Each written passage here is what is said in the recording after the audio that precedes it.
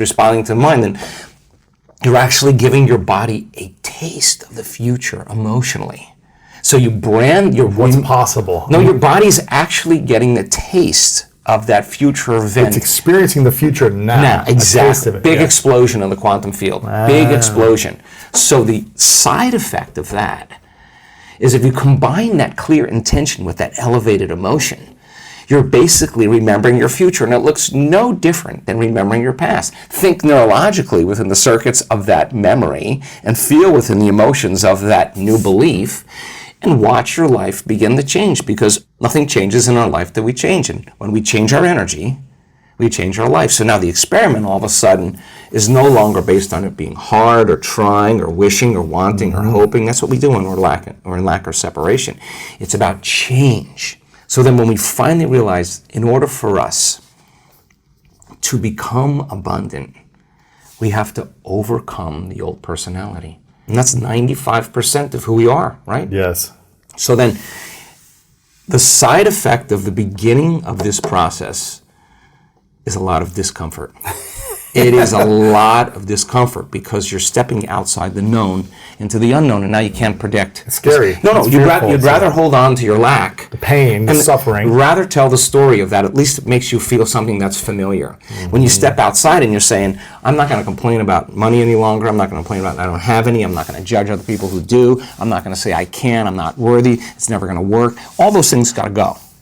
I'm not going to feel lack. I'm not going to feel unworthy. I'm not going to feel separation. I'm not going to feel resentment. These are the things that are keeping my reality the same. Now it's no longer about abundance, it's about who you become. Mm-hmm. So the overcoming process becomes the becoming process. And so many people come to this work, they want abundance, they want healing, they want a new relationship, they want a new career, they want the mystical, but really they want wholeness. And they want healing, they want peace. They want wholeness. Because they feel unwhole. Well, when you're in lack or you're in separation, you're not whole. Imagine feeling so much wholeness that's impossible to want. That's what we're working on with people. Then you can really enjoy a sunset. Then you can really enjoy a meal. Then you can really enjoy your friends. Then you can. I talk to people that are very abundant. I mean, in the billions abundant, and so many of them say we are in misery. They're not whole. We're in agony because they can't enjoy life anymore. That's what they want. I mean, people want abundance to be able to enjoy life. They want to be able to do whatever they want with whoever they want, as many times as they want, wherever they want. That's freedom, right? Or people want abundance. The sponsoring thought is really they want freedom, right?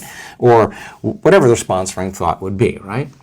So then creating from the field instead of from matter, to shorten the distance between cause and effect, requires that clear intention with that elevated emotion, coherent brain and coherent heart.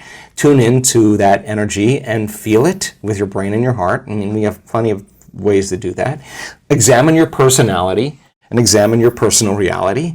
Change your personality, change your personal reality. Don't make it be about abundance. Make it about becoming abundant by overcoming the person who's not abundant. The person who heals themselves from a health condition, who's no longer thinking the same way, no longer acting the same way, no longer feeling the same way. You ask them where that disease is when they stand on the stage in front of 1,500 people or 3,000 people, and that's a 4-minute mile. Everybody's leaning in. That's truth right on the stage. They say, where is that? Where is the disease? Oh, it lives in the old person. Wow. I'm somebody else. That's not even a story. That's not even who I am any longer. So, lo and behold, when we do our research, and people do this, in 7 days of going all in, at the end of 7 days, their body looks like, genetically, with all the metabolites, that they're literally in a different environment. Here's the weird part. They're in a ballroom.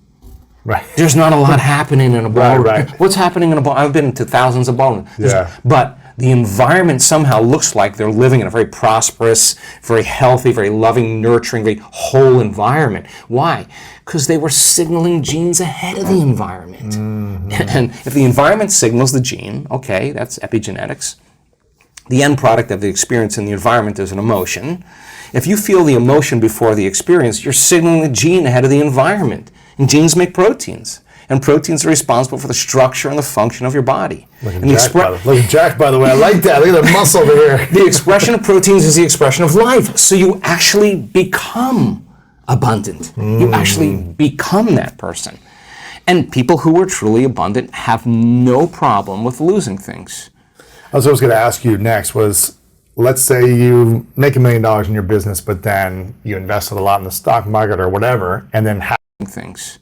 I was going to ask you next was, let's say you make $1 million in your business, but then you invested a lot in the stock market or whatever, and then half of it goes away overnight. Who doesn't have that happen? Right. Every abundant person has that happen. Right. And their response is minimal.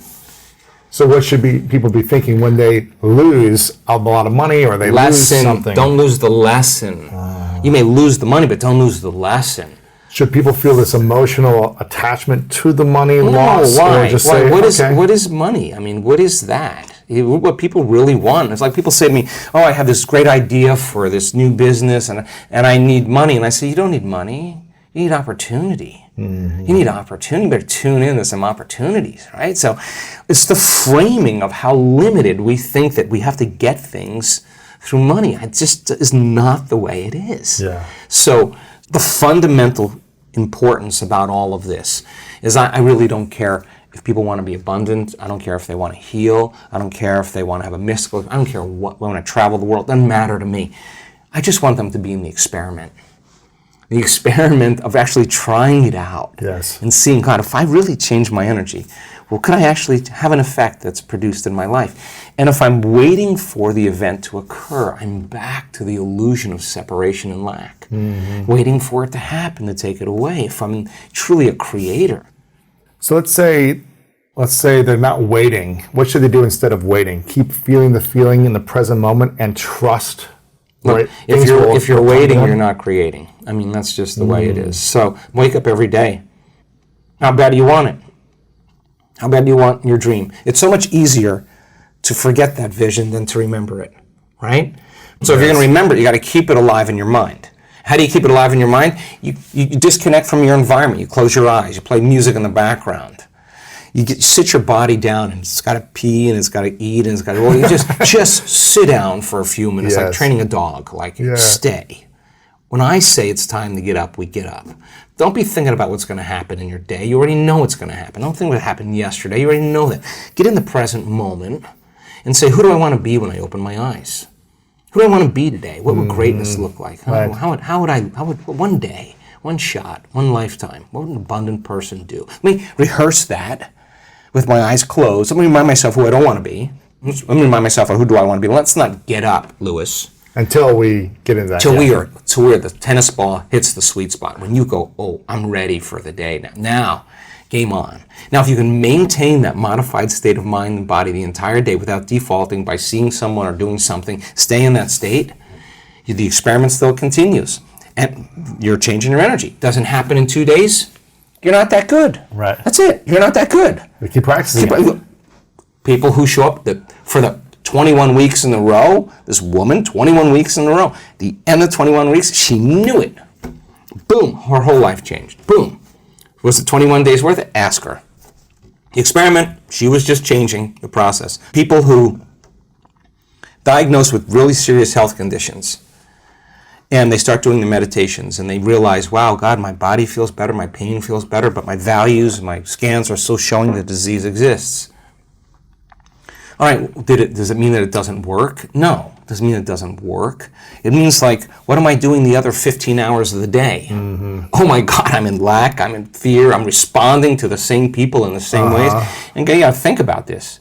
As long as your response to everything in your life is the same, you're not changing. Right. So change your response to things in your life, and you're in the process of change. So then, now I gotta get good with my eyes open. Now I gotta be able to